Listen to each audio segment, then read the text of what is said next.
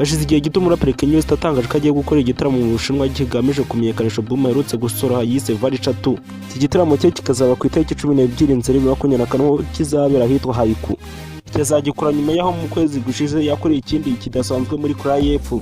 Wa gatatu w'iki cyumweru nibwo amatike y'iki gitaramo yashyizwe ku isoko maze haba gashya kuko yahise agurwa vuba ku buryo mu minota 3 yahise ashaka ku isoko.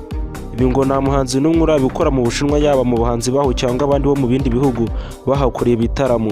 Uyu Daniel Museti ni umuyobozi w'inzu ikomeye y'umuziki mu Bushinwa yitwa Outcast Record watumiye Kanye West muri iki gitaramo. Yatangaje The South China Morning Post ko batatunga no kubona amatike aguzwe vuba cyane kuko Kanye West ari umuhanzi yifuzwaga mu Bushinwa.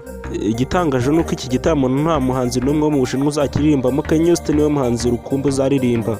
Uyu muraperi akaba yaraherukaga gukora igitaramo mu Bushinwa muri 2008. Ikindi nakubwira kuri uyu mugabo witwa Kanye West, amazina yiswe n'ababyeyi ni Kanye Omari, akaba yaravutse ku itariki 8 Kamena 1977. Avukira mu mujyi wa Atlanta muri Georgia. Akaba yarashakanye na Kim Kardashian, bakaba barashakanye mu 2014 ariko mu mwaka wa 2022 baje gukora divorce. Muri mwaka wa 2022 yaje kugira umufatanyabikorwa witwa Bianca Consoli, kugezana n'ubu ngubu barakorana. Uyu Kanye West akaba afite abana 4. Ngibyo Kanye West agurisha amatike 30,000 buri munota bagurishije amatike 10,000.